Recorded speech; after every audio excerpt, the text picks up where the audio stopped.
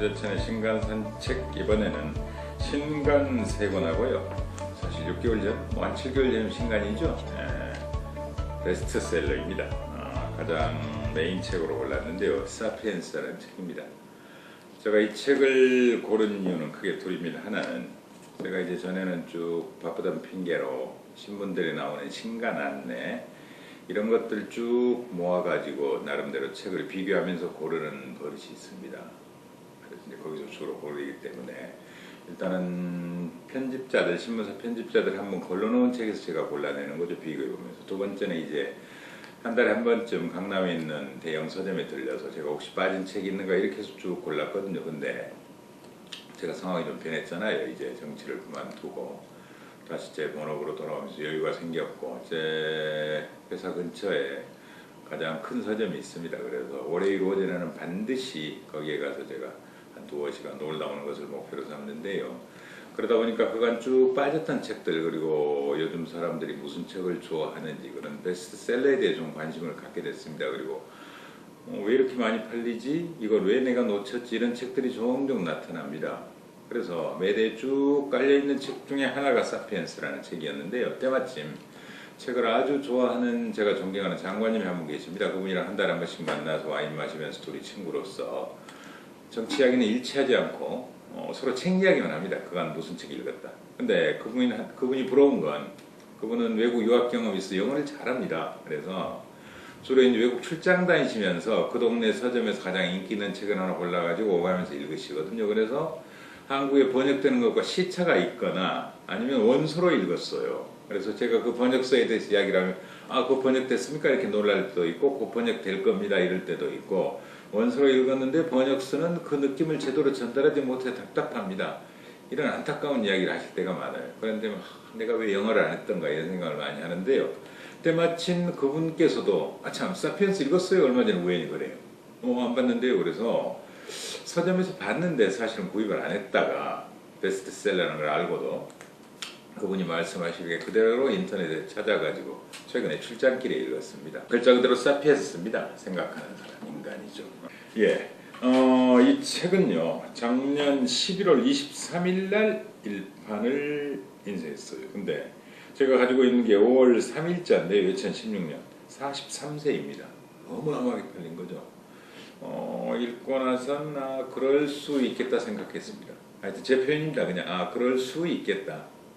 그럴 수 있겠다 이런 생각이 들었는데 일단 저자에 대해서 소개를 드리자면 유발 하랄입니다. 유발 하랄이 유태인인데 이스라엘 하이파에서 태어나서 옥스포드 대학교에서 중세전쟁사로 박사학위를 받았어요. 그리고 현재 히브리 대학에서 역사 교수로 재직 중인데요. 거시적인 안목으로 역사를 보는 연구를 계속한다. 네, 2002년에 박사학위 받았으니까요. 나이 별로 많지 않아요. 사실은. 이제 40대 한 초중반 정도 된 것 같던데 빅 히스토리라는 게 있습니다. 빅 히스토리. 우리가 미시사, 흥미로운 이야기 이런 데 많이 꽂혀 있잖아요. 뒷이야기 이런 데 많이 꽂혀 있기가 편하니까. 근데 빅 히스토리라는 걸 쉽게 설명하자면 이를테면 천지창조, 그렇죠? 뭐 우주 탄생, 빅뱅이 지금부터 한 143억 년쯤 되잖아요. 그 다음에 이 지구 탄생 자체가 한 43억 년 정도 돼요. 그런 식으로 역사를 훑어오는 겁니다. 쭉. 그러니까 공룡의 역사도 역사가 되는 거죠.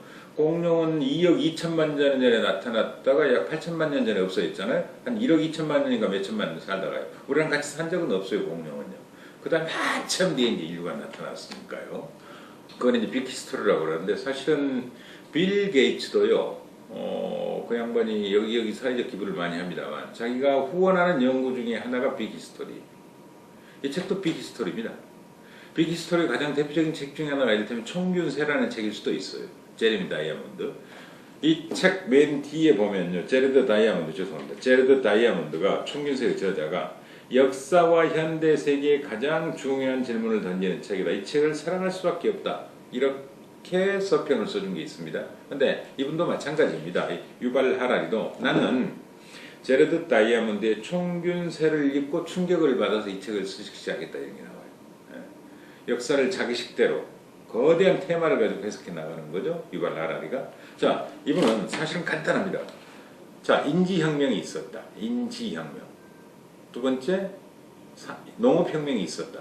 세 번째, 산업혁명, 과학혁명이 있었다는 겁니다. 이 세 가지의 혁명이 호모사피엔스를 이끌어왔다. 왜냐하면 멋진 문장이 있던데 10만 년 전 지구상에는 최소 6가지 인간종이 살고 있었다. 그런데 오늘날 존재하는 종은 하나뿐이다. 좀 무서운 이야기입니다만 네안데르탈인하고 사피엔스가 같이 산 적이 있잖아요. 그리고 결혼도 같이 했을 거라는 것이 최근의 유전자에서 밝혀졌어요. 그러니까 우리 인류 유전자를 조사하면 100에 95, 6은 사피엔스 유전자입니다만 넷 내지 5은 네안데르탈인 유전자가 있어요. 그러니까 전에 사피엔스와 네안데르탈이 만나면 서로 잡아먹었던 건 사실이에요. 유럽 쪽에 네안데르탈인들이 많이 살았잖아요. 잡아먹은 건 사실이고 그 다음에 우리가 다 사실은 식인의 습성이 있었을 거 아니겠습니까? 그 당시 네안데르탈인 뼈를 보면요. 누군가가 이빨로 긁어먹었던 흔적들이 있어요. 더 놀라운 건 최근 연구 업적에 보면 네안데르탈인 유전자를 완벽하게 복원했어요. 이 유전자를 가지고요. 사피엔스, 지금 우리가 살고 있는 호모 사피엔스의 뱃속에다가 유전자를 집어만 넣으면 네안데르탈을 우리가 만들어낼 수도 있어요. 무서운 과학혁명이 될 수가 있잖아요. 그렇지만 어제 정경련 세미나인가에서 SK 어느 분이 멋진 이야기를 하셨던데 강한 인공지능과 약한 인공지능이 있다. 강한 인공지능은 이를테면 사이보그를 만드는 무서운 인간, 폭력적인 인간을 만드는 강한 인공지능이 있고 약한 인공지능, 선량하게 비서로 쓴다거나 하인으로 쓴다거나 로봇으로 쓴다거나 간병인으로 쓴다거나 이런 사이보그를 만들어내는 또 다른 인간을 만들어내는 약한 인공지능이 있다면 스스로 과학자들은 강한 인공지능을 멀리할 거고 과학적 윤리에 따라서 약한 인공지능만을 연구하게 되기 때문에 큰 염려할 필요 없어 이랬던데 이 책은 인지혁명이 있고요. 그 다음에 농업혁명이 있고 그 다음에 인류가 통합되고 과학혁명이 왔는데 과학혁명의 종점은 뭐냐? 호모사피엔스가 종말한다는 겁니다. 이번 표현을 그대로 빌자. 호모사피엔스가 이제 종말한다는 건데 이분 표현을 빌자. 이걸 길가메시 프로젝트라고 그러거든요. 아시죠? 길가메시라는 유명한 아시리아로 표현해야 되나요? 하여튼 아랍 쪽에 유명한 죽음을 없애려고 했던 고대 메소포타미아 영웅 길가메시 있잖아요. 그 유명한 대서사시. 이걸 길가메시 프로젝트라고 주장을 하는데 인간에게 영원한 생명을 주는 것을 목표로 하는 이 길가메시 프로젝트는 결국은 성공할 것이다. 그럼 그 다음에 어떻게 될 거냐? 인류는 앞으로 현생 인류, 그렇죠? 지금처럼 난자와 정자가 만나서 10달 뒤에 태어나서 쭉 자라난 다음에 100세를 전후로 죽는, 그렇죠? 이 인간은 앞으로 몇 세기 지나지 않아서 사라져버릴 것이고 생명공학적인 신인류, 영원히 살 수 있는 사이보그로 대체될 것이다. 환경 파괴로 인해서 스스로 멸망의 길을 걷지 않는다면 말이다. 유태인입니다, 이분. 근데 대단히 진화론적 입장에서 사실은 책을 썼어요. 창조론이 아니에요. 근데 궁극적으로 인지혁명, 우리가 똑똑해진 인지혁명을 거쳐서 자연을 길들여서 우리 마음대로 자연을 움직이고 원하는 일을 하게 만든 시기인 농업혁명을 거쳐서 우리가 위험할 정도 힘을 갖게 된 과학혁명의 시대의 끝은 어떻게 되냐? 궁극적으로 길가메시 프로젝트다. 이런 이야기입니다. 이 책은요. 대단히 쉽습니다. 일단. 그 다음에 대단히 재미있습니다. 쭉 넘기면 돼요. 스트레스 받을 필요 하나 없어요. 다만 이분의 관점들 저도 하나하나 이제 뻔히 아는 이야기지 않습니까? 솔직히 그렇지만 이분의 관점을 우리가 취하고 싶은 이야기도 있어요. 이를테면 저는 하나 재밌는 게요. 함무라비 법전과 미국 독립선언서를 비교를 해요. 저는 미국 독립선언서를 1776년 미국 독립선언서 이거 기억하잖아요. 근데 BC 1776년이 이를테면요. 함무라비 법전이 그 시경에 나왔어요. 재밌잖아요. 아하.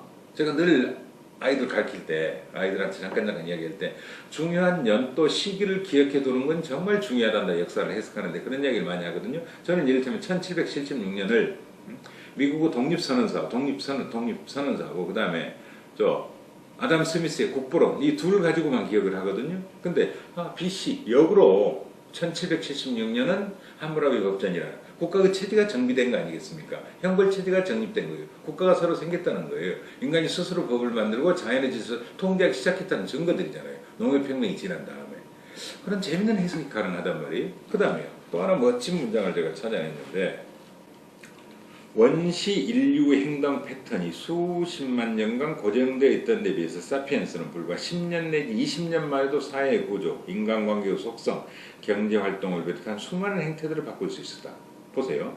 1900년 베를린에서 태어난 사람이 100살까지 살았다고 생각해보자. 그녀는 어린 시절을 빌헬름 2세의 호헨초레른 제국에서 보냈고 성년기에는 바이마르 공화국, 나치 제3제국, 그리고 공산주의 동독에서 살았고 죽을 때는 재통일된 민주주의 독일의 시민이었다. 그녀는 매우 다른 5가지 사회 정치 체제의 일원이 될 수 있었다. 그녀의 DNA는 똑같았다는데도 말이다. 이것이 사피엔스가 성공할 수 있었다는 핵심 요인이다. 예. 제 유전자는 똑같아요. 그러면 우리 한국으로 돌아봅시다. 1900년에 태어난 어느 할머니가 계세요. 그건 어떻게 돼요? 1900년은 일제식민시대죠. 그렇죠? 그 다음에 1945년은 독립시대죠. 그 다음에 미군정시대죠. 그 다음에 전쟁시대죠. 그 다음에 북한에서 태어났다고 해봅시다. 그러면 공산주의 시대죠. 그 다음에 한국에 태어났다. 개발독재 시대죠. 군인 지배 시대를 다 군정시대를 살아요. 그 다음에 민주주의 시대를 사는 거죠. 그렇죠. 인간 유전자는 똑같아요. 유전자는 똑같은데 사회 수세는 그렇게 변한단 말이에요. 근데 우리는 적응해 나가요. 왕조 시대 때도 적응해 나가고 그 다음에 일제식민 시대도 적응해 나가고 그 다음 미군정도 적응해 나가고 남북 분단 시기도 적응해 나가고 남북 전쟁의 시기도 6.25 전쟁의 시기도 적응해 나가고 개발독재 시대도 적응해 나가고 군정 시대도 적응해 나가고 민주화의 시기도 적응해 나가고 이 무서운 인간의 적응력이잖아요. 이게 호모사피엔스 장점이라는 거예요. 참 저도 책을 읽습니다만 이런 식의 표현 능력, 이런 식의 비유법은요, 전 죽어도 못 만들 것 같아요. 이런 식으로 역사를 서술해 나갑니다. 비록 6, 7개월 전에 출간된 신간이라고 하기는 조금 죄송스럽고 이미 많은 분들이 봤습니다만 이번 여름에 여러분들께 꼭 추천드리고 싶은 책이에요. 인류는 인지혁명. 갑자기 뇌가 좋아져요. 인간이 머리가 크잖아요. 그 다음에 초식동물 때, 그 다음 생것으로 먹을 때는 장도 똑같이 커요. 우리 소 생각해봐요. 소 배 얼마나 큽니까? 돼지 배 얼마나 큽니까? 왜 그런 줄 아세요? 익혀먹지 않아서 그래요. 근데 인간이 익혀먹으니까 소화 시간이 짧아지잖아요. 그쵸? 그러니까 갑자기 장이 줄어들어요. 이제 갈수록 줄어드는 겁니다. 익혀먹으니까 장이 짧아지는 거죠. 그 다음에 장과 뇌가 에너지를 거의 똑같이 많이 낭비했어요. 근데 이제 드디어 머리 쪽으로 에너지가 올라가는 거죠. 그럼 훨씬 집중할 수 있죠. 머리가 좋아지겠죠. 이런 식으로 재밌는 예를 또 드러났어요. 이게 인지혁명, 그 다음에 농업혁명, 그 다음에 과학혁명. 궁극적으로 인간은 영생하게 될 것이다. 죽지 않을 것이다. 그럼 그 죽지 않은 것이 지금 현생 인류가 죽지 않는 것이 아니다. 새로운 종의 탄생이다. 과학혁명을 통한. 그건 대단히 위험한 거다. 궁극적으로 현생 인류의 삶에 대해서는 비극적인 그런 결론을 내립니다. 꼭 한번 보시고 우리 삶의 과거와 현재와 미래에 대해 통찰할 수 있는 그런 여름날이 됐으면 좋겠습니다. 또 말이 길어졌죠. 예, 두 번째 책입니다. 창업자 정신입니다. 이건 이번 주 월요일에 제가 서점에 가서 고른 책인데요. 베인 앤드 컴퍼니 유명한 컨설팅 회사죠. 30년간의 추적을 통해서요. 기업 성장의 비밀을 밝혀냈습니다. 자, 어떤 기업이 도대체 오래 가더냐? 문제점이 3가지 있답니다. 첫째, 과부하 위기예요. 회사가 커. 그러면 확장을 하겠죠. 이때 확장을 하는 순간 확 느슨해지겠죠. 이 위기가 하나 있어요. 과부하 위기. 두 번째, 속도 저하 위기예요. 막 잘 나가다가 조직이 복잡해지고 커지면 쭉 빠지기 시작을 해요. 이건 속도 저하 위기입니다. 세 번째, 자유 낙하 위기입니다. 잘 나가다가 완전히 망해버리는 거예요. 코닥. 그렇죠. 코닥 필름 생각해보세요. 후지 필름 같은 경우는 이를테면 우리 시대가 갔구나. 필름이 필요 없게 됐구나. 그때 어떻게 변했습니까? 필름은 화학약품이잖아요. 그래서 이걸 건강 관련, 의료 관련 필름으로 돌리거나 거기는 여전히 필요할 거 아니겠습니까? 각종 건강 관련 쪽으로 돌려요. 자기들 그런 기술들을. 그 다음에 카메라도 마찬가지입니까? 라이카 카메라 유명하잖아요. 그 카메라 우리 시대가 갔다? 아니죠. 그 유리 깎는 기술은 정말 중요하잖아요. 유리 깎는 기술은. 그걸 가지고 다른 걸 만들어내요. 바꿔나가는 거죠. 자, 이런 과부하 위기, 속도 저하 위기, 자유 낙하 위기가 있는데 이걸 어떤 식으로 극복하느냐? 창업자 정신이더라. 이겁니다. 자, 대단히 실용적인 책입니다. 그리고 그 외국 컨설팅 회사의 특유 장점들 있죠. 늘 말씀드리는. 구체적인 사례에서 찾아내고 구체적인 사례를 가지고 성공과 실패를 찾아내요. 그렇다면 브라질 세계적인 맥주 회사 있죠. 브라질 세계적인 맥주 회사가 세계 1위입니다. 이번 리우 올림픽이 열리는 그 맥주 회사는 어떻게 해서 그 두 친구가 수립했다가 M&A를 통해서 키워나갔다가 거대한 기업이 되고 또 위기가 닥쳤을 때 어떤 식으로 극복하고 그 다음에 레고 저도 뭐 얼마 전에 레고가 어떻게 다시 일어섰는가 책을 봤는데 레고가 완전히 망해버렸잖아요. 다시 단순화시킵니다. 다시 단순화시켜요. 레고 단계에서 수십 개 사업을 레고랜드도 버리고 뭣도 버리고 뭣도 버리고 뭣도 버리고 하고 그다음에요. 사람들이 갈수록 다양한 색깔을 좋아한다 그래가지고 색깔을 수천 개, 수백 개를 만들어내요. 완전히 쫄딱 망해버렸죠. 어떻게 단순화시켜요. 본래로 돌아가는 겁니다. 자, 레고는 단순성이 이야기다. 하나 그 레고 조그만 블록 하나 만드는데 돈이 엄청 든답니다. 그렇게 예쁘게 만들어내고 잘 들어가고 나오게 해야 되잖아요. 하나만 잘못 만들면 들락거릴 때 빡빡할 거 아닙니까? 우리 레고 가지고 놀아봤지만 그걸 다시 기본으로 충실해가지고 되살려놔요.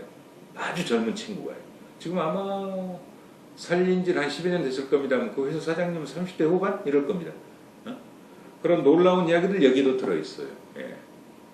한번 기업에 일하시는 분들, 비즈니스에 일하시는 분들은 이 창업자 정신 한번 보시면 꼭 도움이 되실 거고 세 번째는 그림으로 보는 세계 문학입니다. 휴가용 책으로 꼭 추천드립니다. 여러분 우리 뭐 전쟁과 평화, 소설 읽다 말고 그렇죠? 영화 보고 뭐 여러 가지가 레미제라블 이렇게 제텔레빈의 사랑, 전쟁과 평화, 100년 동안의 고동, 검은 고양이, 구토, 밀가데 파수꾼, 변신, 모비딕, 폭풍, 언덕, 레미제라블, 까르마조프가의 형제들, 신공, 노인과다, 마이산, 호빗.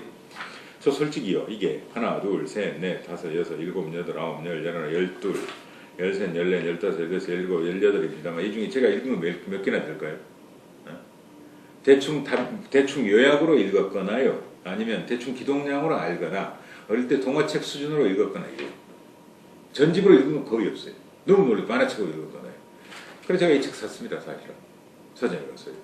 일본 동경대 영문과 교수가 요약한 책이에요.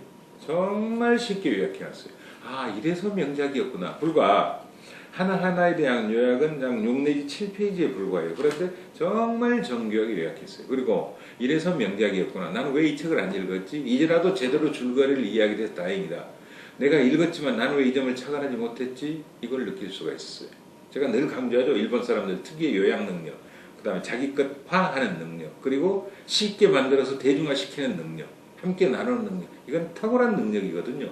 일본인 이를테면 대한민국 서울대 영문과 교수가 이 책을 쓸까요? 안 쓸 겁니다. 절대. 조교가 쓸 겁니다. 쓴다면. 그리고 조교가 써서 대학 입시 논술용 책 해가지고 낼 겁니다. 예. 그 다음에 고통에 반대함입니다. 브레모 레비 책은 저도 거의 읽은 것 같은데요. 거의. 그리고 또 서경식 선생님이 또 브레모 레비를 찾아서 가슴 아픈 책이 있잖아요. 저도 브레모 레비 책은 거의 읽었는데 너무나 잘하실 겁니다. 아우슈비츠 끌려갔다가 살아나왔고 그 다음에 이제 결국은 나이 드셔서 자살했고 돌아가시기 얼마 전에 일간지 스탐파라는 책에 연재된 글을 모은 에세이입니다. 에세이. 책 제목과 관련된 부분만 하나 읽어드릴게요.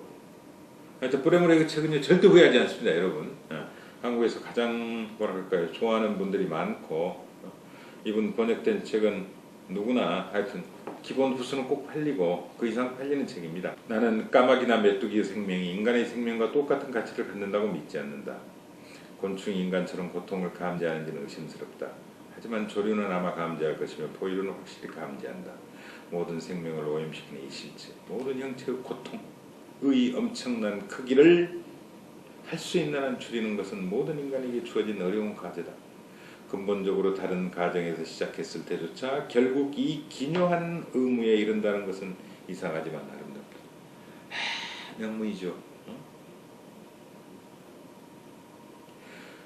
모든 형태의 고통이요 모든 생명을 오염시킵니다. 고통.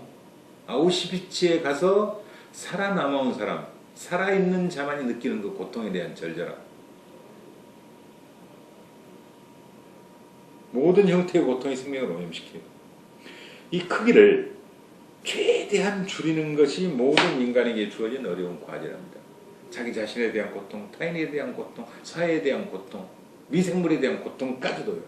근본적으로 다른 가정에서 시작했을 때조차 결국 이 기묘한 음에 이른다는 것은 이상하지 말라는 겁니다.